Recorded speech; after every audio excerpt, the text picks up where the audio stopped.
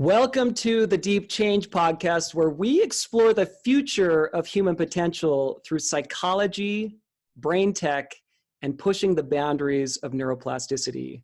I'm your host, James Garrett, and today we have the honor of having Dr. Daniel Chao on the show. Dr. Daniel Chao is a neuroscientist and entrepreneur who specializes in technology that improves brain performance. He's the co-founder of Halo Neuroscience, a venture-backed human performance company based in the Bay Area. The company's first product, Halo Sport, is the world's first neurostimulation system built specifically to accelerate the development of muscle memory from training.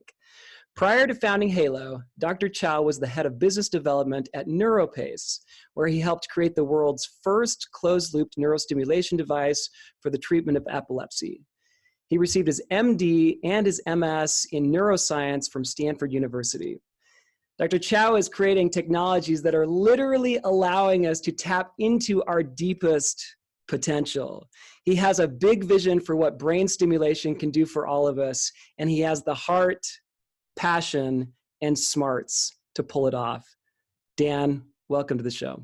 Oh, thanks, James. With that introduction, I need to buy you lunch the next time we're together.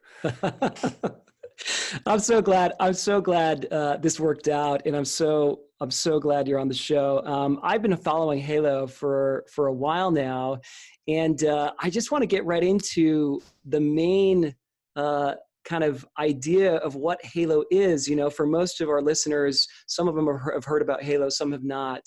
So tell us a little bit about the basics of kind of what is Halo trying to achieve in the next couple years.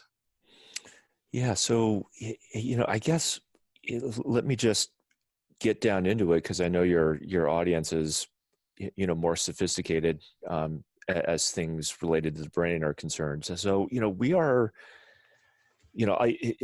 folks will report that we're a neurostimulation company or we're neuro enhancement company or something like that. But I think at the core of it, we're a neuroplasticity company.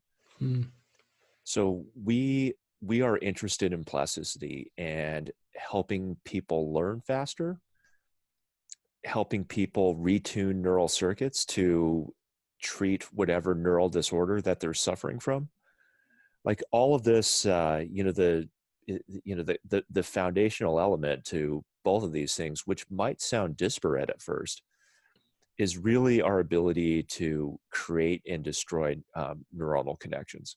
Is this idea that the brain is plastic and moldable and shapeable according to our needs. So, whether it be, related to our first product, which is about learning movement faster. So, this is for athletes and surgeons and folks in the military, like anybody who's really practicing movement a lot and begging their brain to learn it faster. Right now we have a solution for them. But, I really interested to get into it, but, the future of the company really extends far beyond just movement learning. Like, we're interested in neuroplasticity in general and how that can help humanity. Yeah, this is partly why I've been so inspired by what you're doing. Is from the outside in, I know, again, brain stim gets talked about a lot, I think in part because it's so unique or kind of outside of, a normal person's experience. But at the heart of it, it's neuroplasticity. Totally. Yeah. So I don't know. Helping neuroplasticity work better or more efficiently or reducing the time it takes to learn. Yeah. And I think it's, thank you for saying that, by the way, because, for most people, they don't understand how important neuroplasticity is. A lot of people say it and they don't really understand what it is, but they use it in a sentence, sometimes correct, sometimes not. Yeah. But, for the sake of this conversation, let's just think of neuroplasticity as the formation and the destruction of synapses. And, this is a beautiful thing that we have an organ in our body that can adapt to our needs. Things that get used a lot, things that get lots of practice, those neuronal connections are hardened and built more robustly than neuronal connections that go unused. Neuroplasticity is age dependent, right? So when we're younger, our ability to create and destroy neuronal connections is much, much more robust than someone who's older. We peak in our teens, and then the decline starts, unfortunately. But I should mention that it never goes to zero. Doesn't matter how old you are; it never goes to zero. So, we still, like, even if you're in your 70s, 80s, or 90s, have the ability to tap into this amazing function called neuroplasticity to further ourselves neurologically. Yeah, I think it's interesting. I mean, some of the most interesting research around what you're talking about, I think, is in Neurogenesis. In one of the places we know that the brain creates lots of, call them baby neurons, right, from stem cells, is in the hippocampus and the memory centers of the brain. When I talk about neurogenesis, one of the most interesting studies that I know of is 57 to 72-year-olds are generating somewhere between 500 to 1,000 new neurons every single day in their hippocampus, just their hippocampus. Mm-hmm. And so, and when I tell people that, it literally, for some reason, the idea of creating new neurons, like a package of, almost like a resource. It's sort of like your brain's generating these new neurons. It's kind of like, well, what's their job description going to be? Where are they going to be used or employed, or where are they going to migrate to in the brain? And that totally depends on use, if you're using them, and how much exercise you're putting your brain through. So how does Halo and the technology you guys have built, and I'm actually just going to show it for those who are seeing video. This is what it looks like. It looks like an awesome pair of headphones, a pair of Beats or Bose headphones with these kind of foam, these little foam cones, basically these small little cones that actually touch your scalp along your head. How does what you've built with Halo, how does it help neuroplasticity? How does it actually accelerate learning? Yeah, so you're right in describing Halo Sport looking like a regular set of headphones, but you're also right in pointing out the business end of the headphones. So, a lot of people think, oh, those are headphones, and so the active ingredient is the music. But the sound actually has nothing to do with the technology. It's completely optional. You can listen to music or not. It's up to you. The business end is on the underside of the arch. And you correctly pointed out that there are these foam nibs that come in gentle contact with your scalp. And those foam nibs are actually electrodes. What you do when the headset's turned on and paired to our app is you can control this neurostimulation waveform by which 20 minutes of this neurostimulation will induce a 60-minute window where you can learn faster. And because of the neuroanatomy, this part of your brain that sits like a horseshoe going from ear to ear right over the top of your head is the so-called motor cortex. So the motor cortex, going back to Neuroanatomy 101, is this special part of the brain that is responsible for controlling movement. So the question is, we've got this system where we can apply an amount of electrical energy to the brain and basically kickstart its neuroplasticity functionality. So, like we use this term, not just us, other folks do, called hyperplasticity. So it's neuroplasticity, but just more robust. So we can induce these temporary states of hyperplasticity. And in the case of Halo Sport, it'll be targeted at the motor cortex. So now, what if we put it all together? Stimulate the motor cortex and then pair that with movement training. So athletic movement training, musical movement training. So not the creative side of producing movement, but the music, but the mechanical side, like playing piano or violin, you can imagine how incredibly challenging it is from a motoric standpoint. And the thankless hours of practice that, skilled musicians need to put in before they're good. Like, nobody's questioned, why does it take so long? Same thing with an athlete or a special operator in the military or a surgeon. It's just like these thankless hours of repetitive practice over and over and over again. And the dedication to the craft is almost celebrated in culture, but nobody's ever stopped to ask, like, why does it take so long? Is there something that we could do to actually make this go faster? Yeah, I'm actually using Halo to try to, so I've started learning guitar since March 1st. I've been practicing 20 minutes a day. And so I'm trying to use the Halo to actually accelerate my guitar skills. So I'm thinking of it like moving from a D, I was just doing this yesterday, actually shifting from like a D chord to a G chord. These are like super easy things for most guitarists who really know how to play. But for beginners, like myself, that D chord, something about it, like my ring finger just feels all awkward, and it's like a tricky position. But this is what you're saying, is it allows that repetitive movement, switching chord shapes, to learn that more quickly. Yeah, exactly. Like, there's this common term called muscle memory, which of course is not in your muscle, it's in your brain. Yeah, of course. And it takes a very long time to develop muscle memory, right? Like, what you have to do, James, to hit a D chord. You know what you have to do to hit a G chord. But, it doesn't happen on its own until you put in tens of hours of work, where then it starts to become second nature, which is, where I draw the line, where muscle memory just kind of happens, right? Where certain movement patterns are on automatic. To me, that's muscle memory. To me, that's mastery of a certain motoric skill.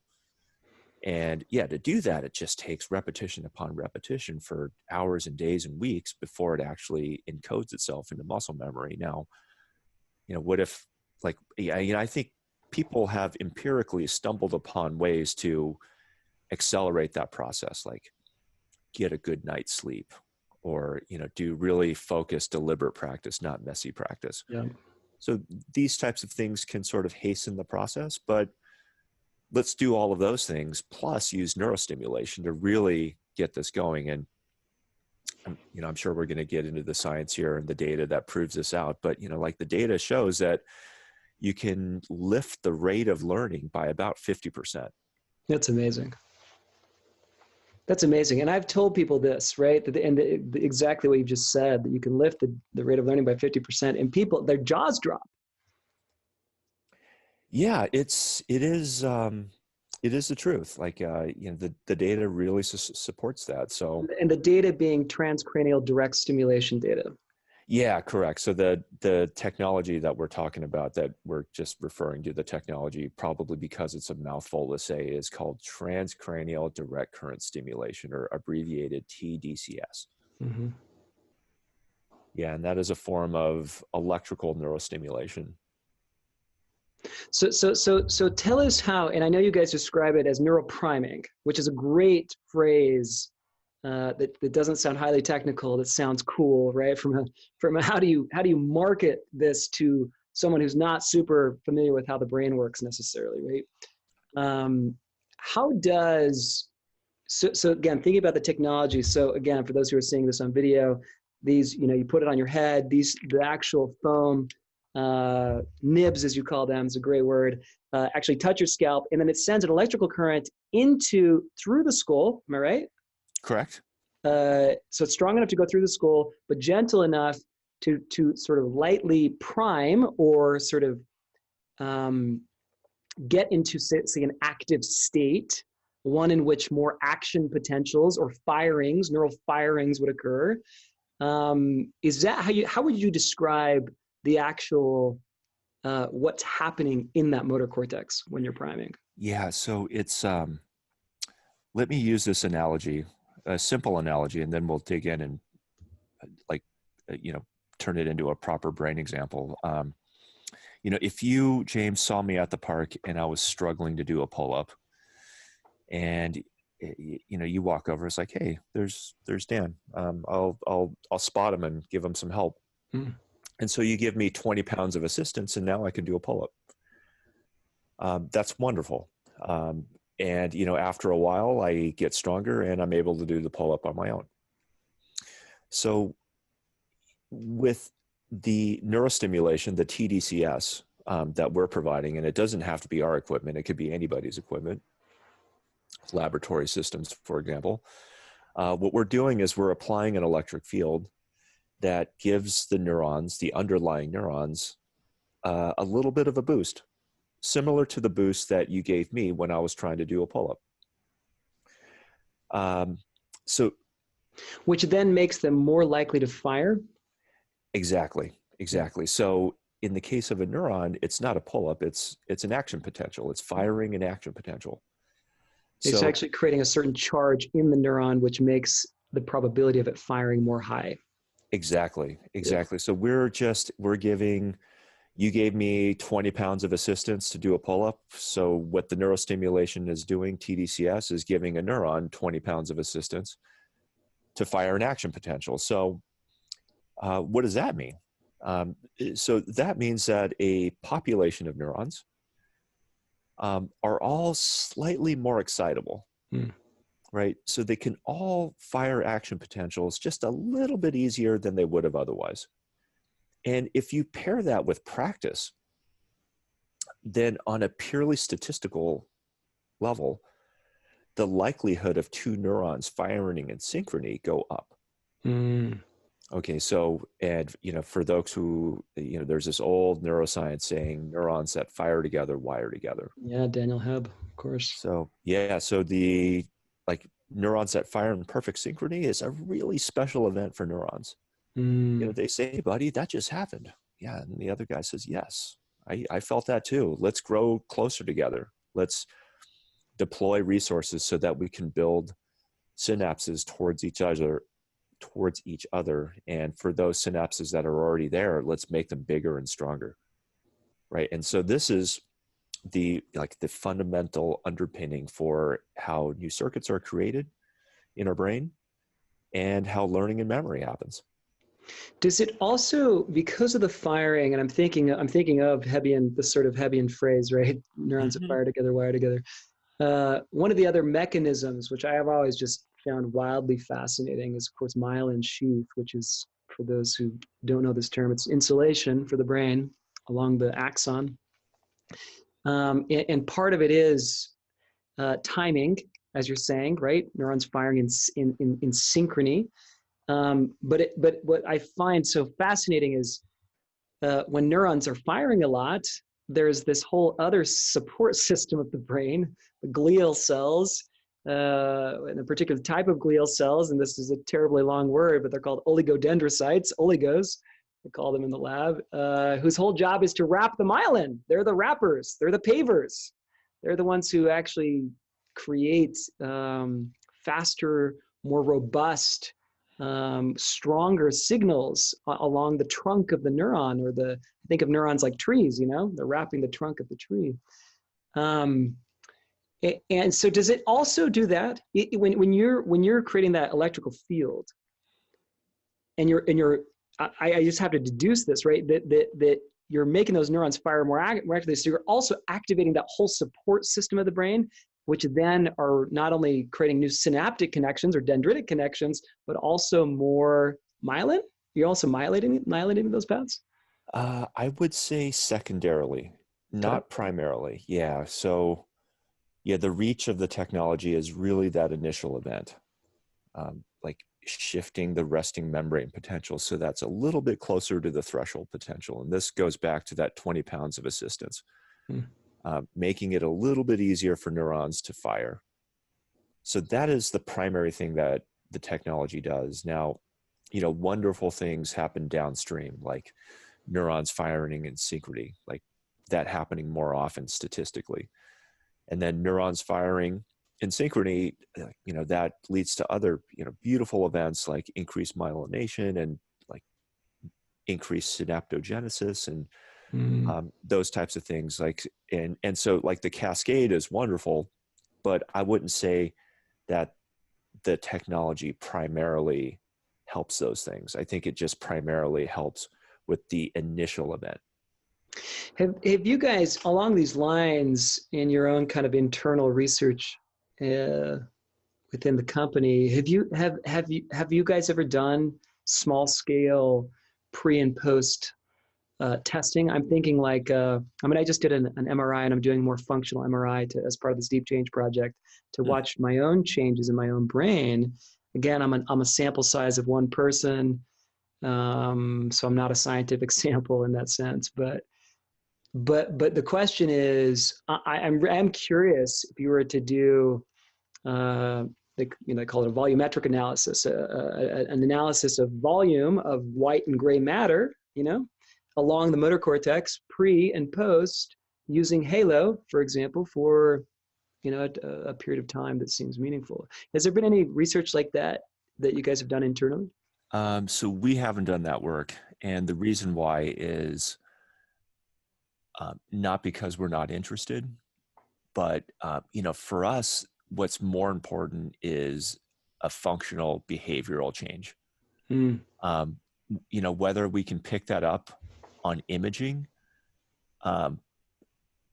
that's interesting, but it doesn't really matter to our customers. What our customers want, what we want, is for a functional change. Faster times, better coordination. Correct. Like all of those beautiful behavioral changes that we would want. Like, for you, you want to hit that D chord and the G chord.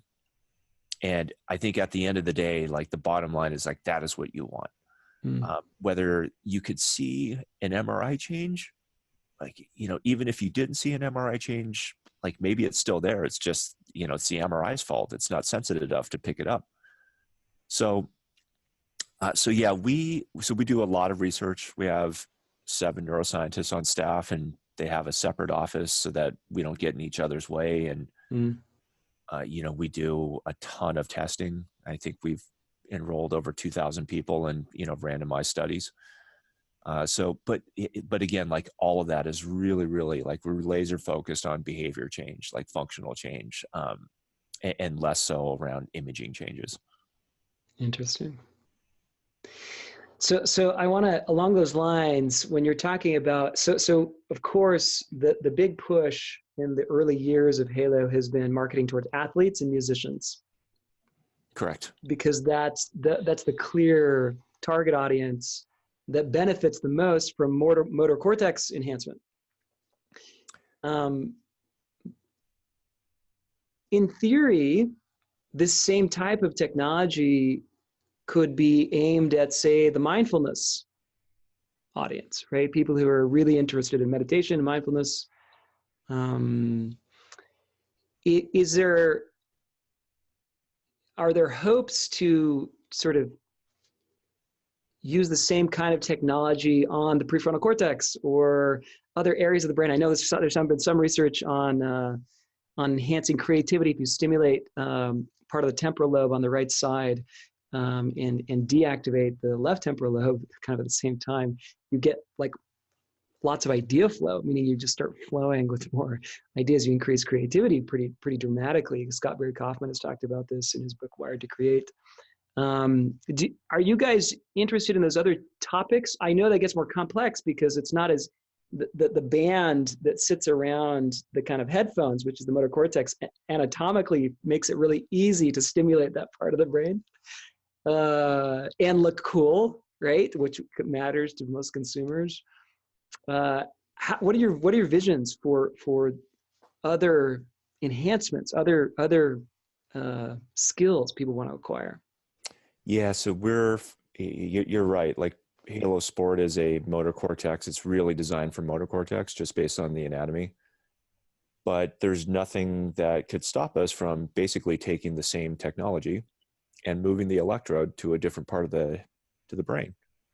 And we're super interested, and I don't want to spill company secrets here, but let's just review the science, and maybe this will be a hint at our future. But there's 4,000 papers published on this topic now using TDCS for targeting a variety of different brain regions for a variety of different either enhancements in healthy people or treating neuro or psychiatric disorders. There's a couple of hotspots. So one is motor cortex, and we've talked enough about that. The other is prefrontal cortex. So prefrontal cortex is like the top part of your forehead. And that's received quite a bit of scientific attention, both from the outside world and Halo. Like, we study it quite a bit as well. And so what does a prefrontal cortex do? It is it's a critical brain region for executive function, namely something that's called cognitive control. Yeah. So cognitive control is this beautiful thing that probably makes humans.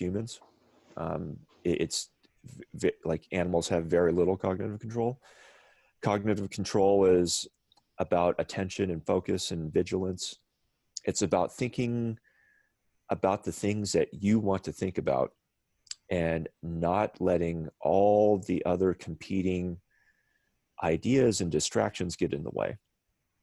It allows us to be productive. It allows us to remember stuff. Like, remember, for you to remember something, you need to be focused and attentive. One could argue that cognitive control is more important today than any other time in humanity. And this is because of the phone that sits in our pocket and just constantly distracts us. Yeah.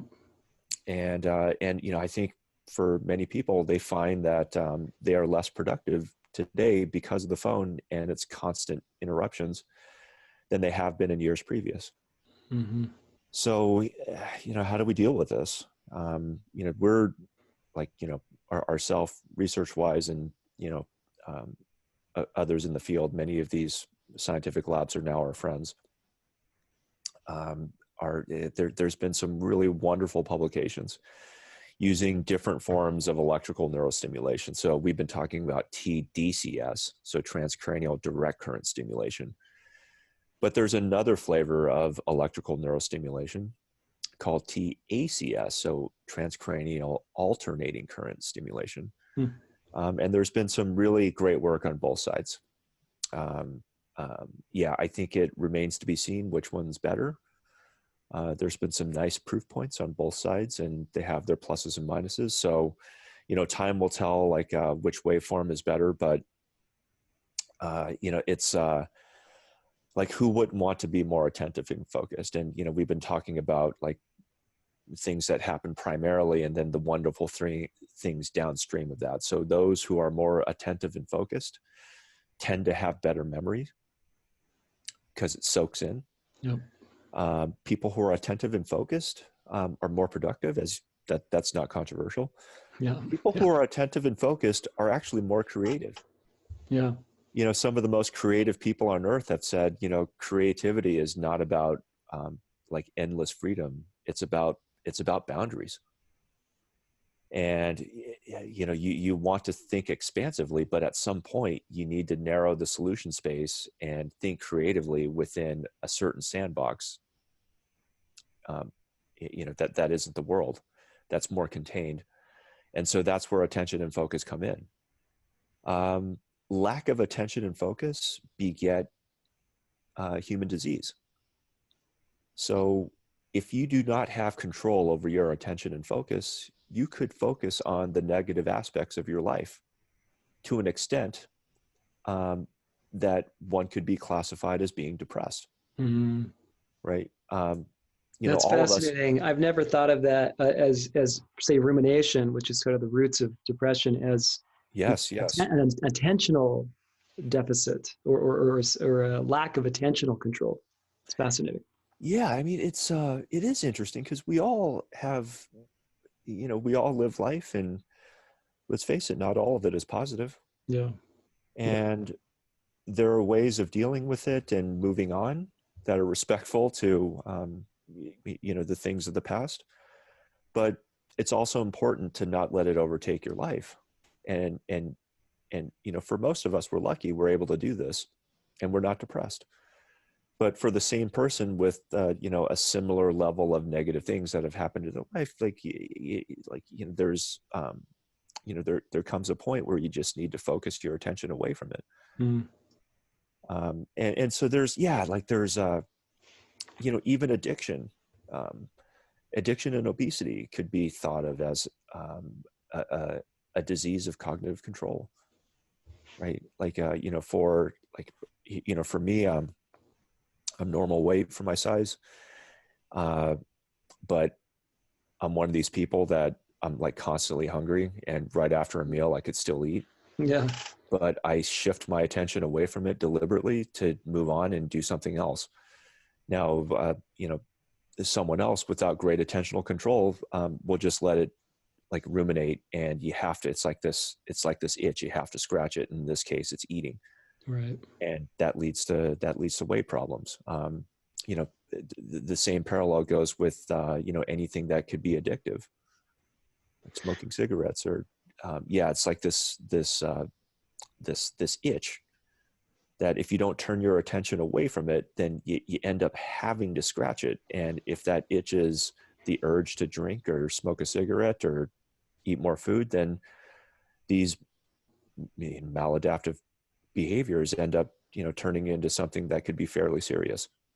It's fascinating because the research that I've been reading on cravings or urges, they're finding it takes about 15 minutes for those to go away, basically, right? If you can kind of surf the urge or surf the craving, just reorient or redirect that attention to something else, it will subside within 15 minutes or so. So it makes perfect sense as a skill set and has massive implications. Yeah. And we've been talking about neurostimulation, but I really think this is what mindfulness is doing. Mindfulness training is training our ability to think about the things we want to think about. It's about cognitive control. It's about the prefrontal cortex. So I think mindfulness is wonderful. It could be practice using an app and these types of things, or just in everyday life, just sitting in an elevator, like resist the urge to grab your phone and check something. It's only a 20-second elevator ride. Yeah. Right. That's just right. close your eyes and calm down. You can do it. You can do it. Right. Yeah, no, for me, it's funny because for me, exactly what you're saying, cognitive control and prefrontal cortex is really, really important to me. In fact, I probably shouldn't even say this because I'm sure you would not recommend this, but I've even tried just placing the foam, the halo on my forehead just to see, and of course it's a very similar phenomenon, a very similar experience as it is over the motor cortex, and it's not designed that way, and it obviously doesn't fit right and whatever. But I think it's a natural extension for those brain hackers and neurohackers out there and consciousness hackers, people that are interested in this stuff. Very, very. One question is, can you achieve a lifetime of meditation in a couple of years worth of practice, in terms of brain change, in terms of these deeper, Richie Davidson and others have shown that lifetime meditators have very, very different brains than the rest of us. And what would it be like to in some ways they live in altered states of consciousness. That's what it would feel like to us, like an altered state of consciousness, states of joy and compassion and other things. And if you could achieve that, I've been meditating for pretty seriously for over 3 years now. But not, I'm no monk. I'm doing it daily. What I mean by seriously is I do it every day, right? So I use my Headspace app, and it's fairly, it's nothing too fancy. But the rate of change is very slow. Although I'll credit it to creating in me a very different brain now than I had 3 years ago. And a lot of it's about what you're saying. It's about cognitive control. So one question of course, and I know that the neurotech community is always asking this, is how do you accelerate these desirable end states, us as a 2.0 version of ourselves, without 40 years of sitting in a cave meditating? It's a pretty powerful idea. Yeah, I think that would be a dream result from a scientific study. We're doing more focus study on testing focus and attention, in single day or short multi-day studies. But it would be wonderful to see if someone in, say, Tibet, I'm picking on Tibet because they're famous for being some of the world's leaders in this field. If someone could achieve in 1 year or 1 month what someone else would typically take 5 years.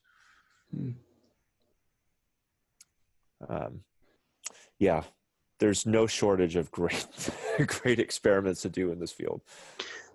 One thing you bring up on attention, on sort of augmenting our attentional capacity, in the neuroplasticity research, it's very clear that attention is like a gateway to neuroplasticity. If you're paying attention, really close attention in whatever it is you're working on, this works again when you're encoding,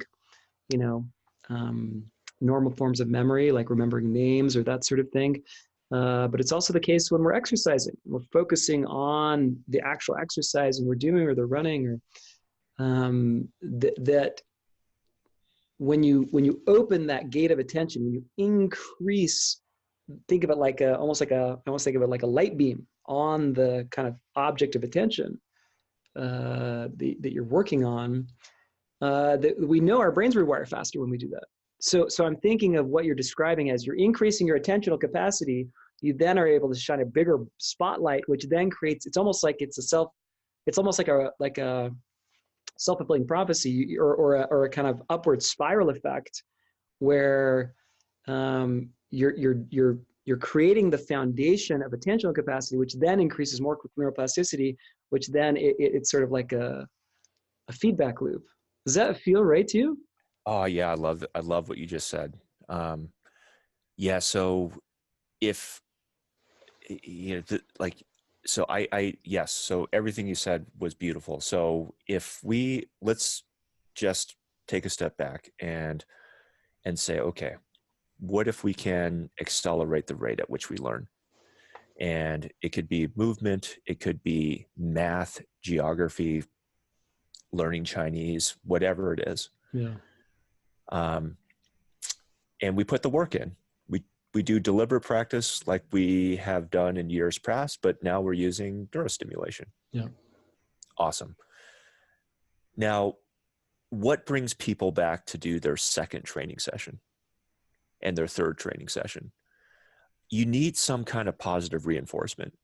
You need something to fuel motivation. If you did a great session on Duolingo trying to learn Chinese, but then a day later you forgot it all, it's not particularly motivating to go back and do your second and third session. Same thing with you playing guitar. Same thing with anybody trying to learn anything. Like if they don't feel the progress, if they don't get a sniff of some value and reward, that's incredibly demotivating. Now, if neurostimulation can help kick you onto a different road, right? The road to this virtuous cycle of we put in the work, we feel the reward. Wow, that's awesome. And that's motivating. I'm going to do it again. And I'm going to do it again and again. And then, this is shit. Remember when we were kids and how fun learning was? Yeah, it's the best. I have a 6-year-old right now, and she's just like an insatiable learner, right? And part of that is because she's learning fast and she feels the reward, and the motivation is just like, yes, Dad, give me more. I want to learn more. She can feel herself getting better quickly. Yeah. Yeah. And that's fun. Right? Yeah. That's that little drip of dopamine where learning is just like intoxicating. It's wonderful that way. But something happens as we grow older. Our brains become less plastic, and we're we're on a different road. For most people, we're on a different road. And it's this death spiral where you put in the work, you don't feel the rewards. And so that's incredibly demotivating. And so you quit. And sometimes you quit before you even start. You think about all the life dreams that you had as a kid, and you want to learn X, Y, and Z. And, there's all kinds of excuses that we make up. We turn 40 and, you just kind of give up because you don't want to put in all this work to get very little out of it, even though it was your life dream to learn Italian. And you don't even start because you're just afraid of the outcome. But, I think it would be wonderful if neurostimulation can play a role in this, where we kick people up onto a different path, like the path of this virtuous cycle where practice begets progress, begets value, begets motivation, begets more practice, and so on and so forth. Fascinating. I'm thinking of Teresa Mabel's research. She's at Harvard Business School on progress, on visual progress. She wrote a book called The Progress Principle. And it shows very clearly in her research, she's originally was she's kind of the world too as one of the world's leaders in creativity research, but a lot of what she's been studying is intrinsic motivation. And, there's a deep kind of from the inside out kind of motivation.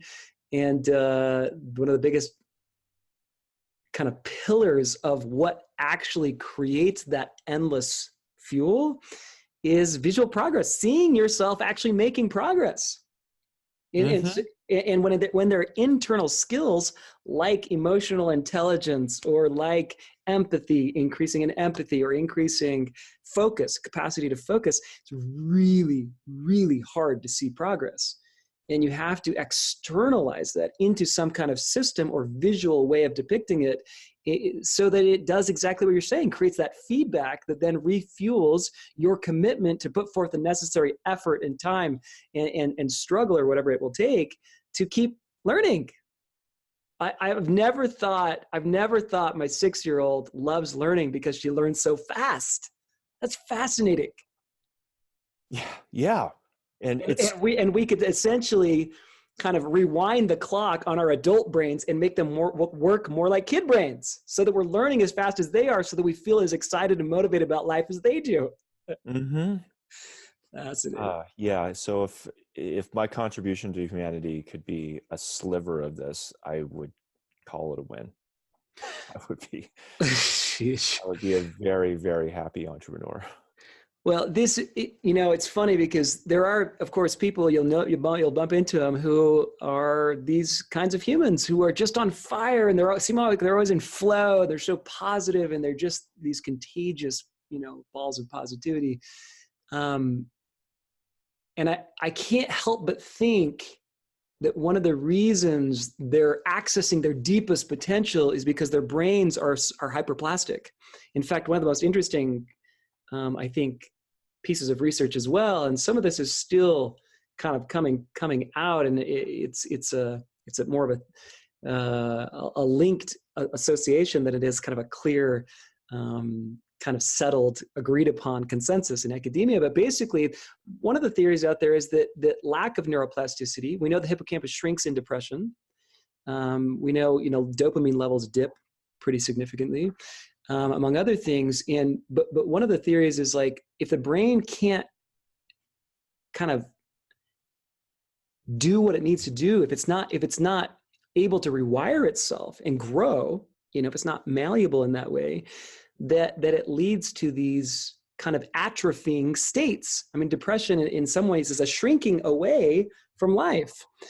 And so it's a fascinating idea that, look, if you could kickstart neuroplasticity, not only are you accessing ability to learn faster, I think that's what people understand on the face of it, but you're actually quite literally pushing people up to a version of themselves that is this kind of, again, this sort of 2.0 upgraded, it's all there, all the equipment's there, but sometimes it just needs training wheels to get there, like tech.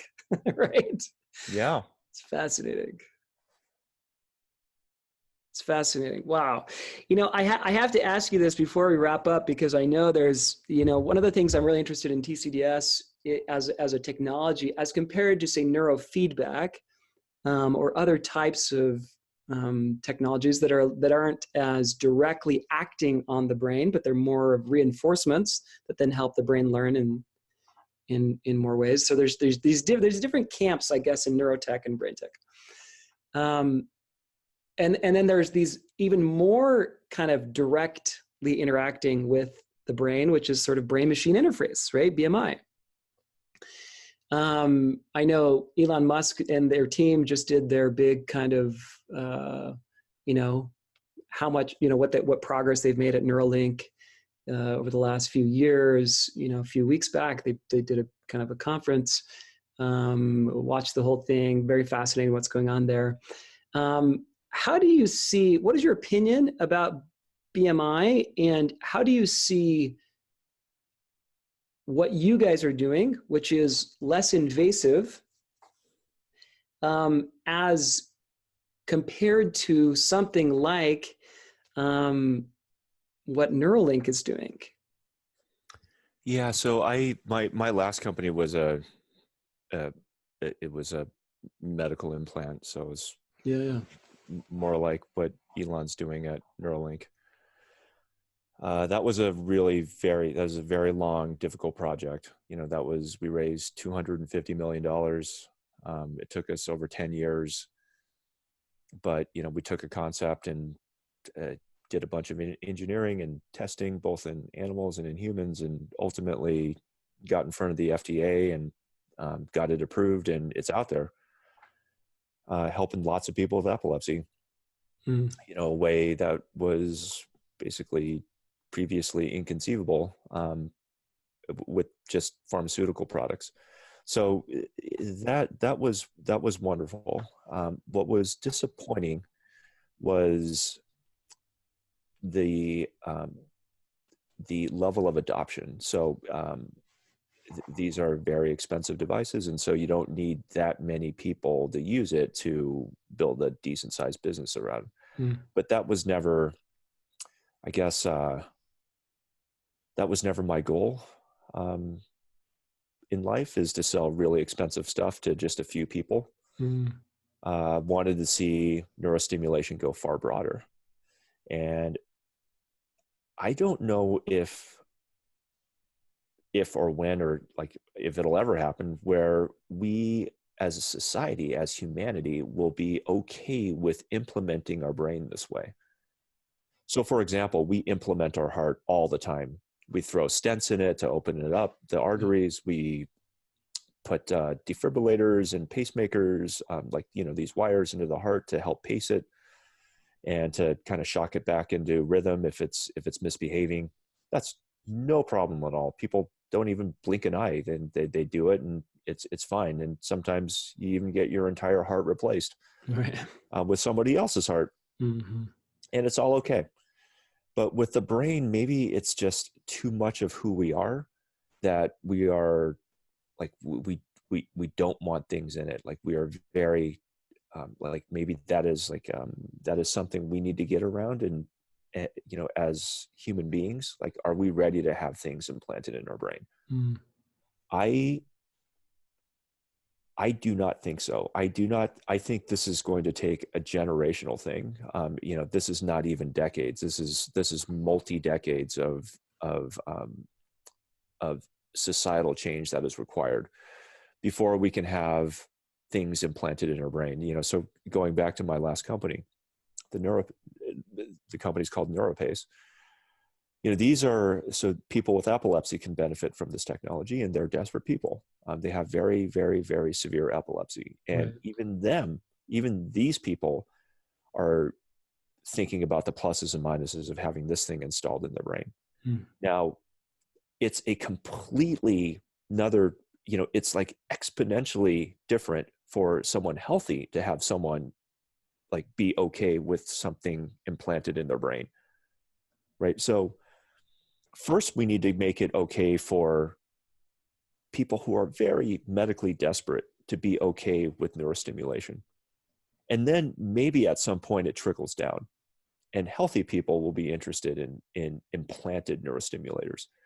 So, I applaud Neurolink and their ambition. And I was actually at that, their big launch party. It was in San Francisco, which is convenient for me to get over, and saw the whole presentation. I was blown away. It takes someone with Elon's vision and pocketbooks to pull off a project like this.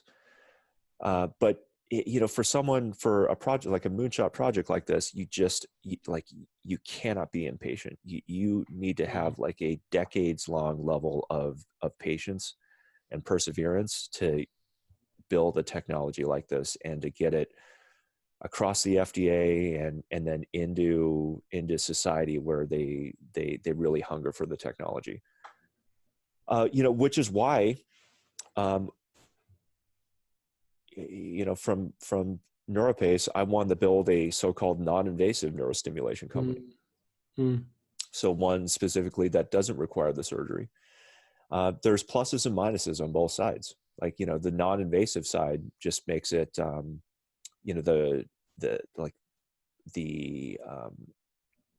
the effect that the neuron feels will always be less than an implanted system. And, those are for obvious reasons. Like, with an implanted electrode, you're literally just dictating to the neurons what you want it to do. Right.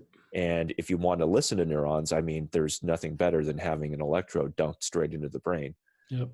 With biofeedback, it's never that clean. Like, so biofeedback is not what Halo does. It's what other people do. But, biofeedback is about listening to the brain's electrical activity and then having it, you play it back to the subject and you have them change something, think about something, be more focused, be more calm, whatever it is.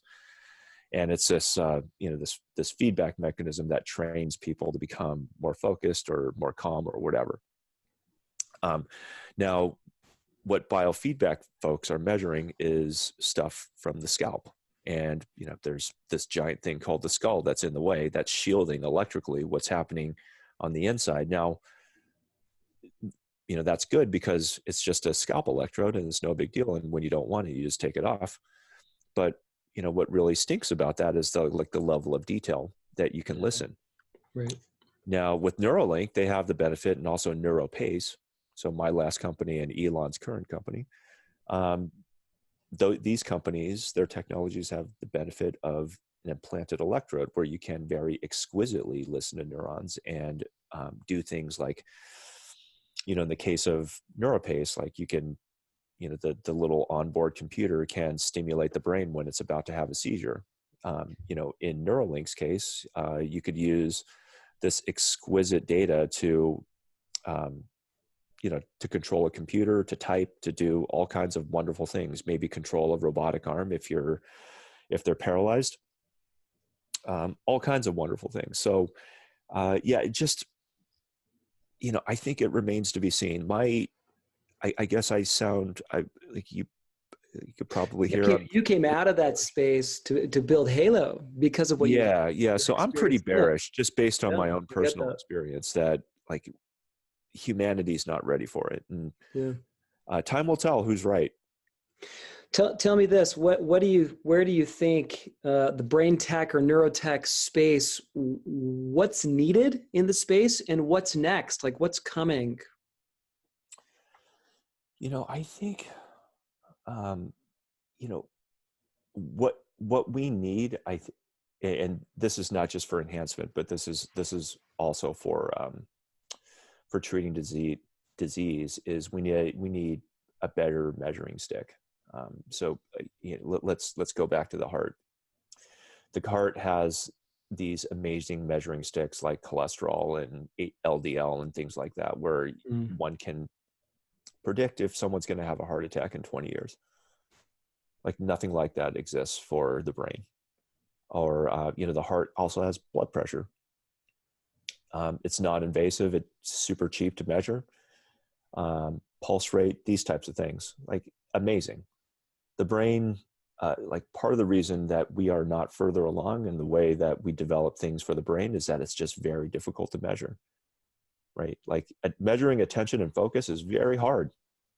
There's a lot of confounding variables. What if we had a cholesterol equivalent for measuring attention and focus, or even memory? Like it's really difficult to diagnose someone with dementia. Like what if there was a blood test for diagnosing Alzheimer's, or being able to predict that one would have Alzheimer's in 5 or 10 years? So much of this is just a lack of diagnostic precision that is slowing down the field. Like if we had better biomarkers, a better measuring stick, the therapeutics will follow. Do you think AI will play a part in this? That artificial intelligence will be able to spot these complex patterns for us more clearly with Alzheimer's and other things? Yeah, with AI requires data. You need to feed the machine something in its data. Yeah. And the best data comes from our phone. And so I guess that's a question to you and your listeners. Are you ready to have something kind of sniffing at your brain embedded in your phone, knowing all the other things that your phone is doing? Yeah. So I think that's a data privacy thing. It's like a trust. Like, do we trust our phone? I don't know. I think people have this weird relationship with their phone these days. Yeah. Because you can't get on without it, but you're afraid of what it knows about you. And, if it knows that you might be declining cognitively, it's in there. I'm pretty sure it's in there. And there's great companies that are working on this. Like, would you feel comfortable installing that app? Yeah, it's a fascinating question. Yuval Noah Harari's frames it sort of as this kind of competition between privacy and access to personalized health. That's the tension, right? Is it worth giving up that privacy, in a sense, right? To have access to early detection of cancer or early detection of Alzheimer's.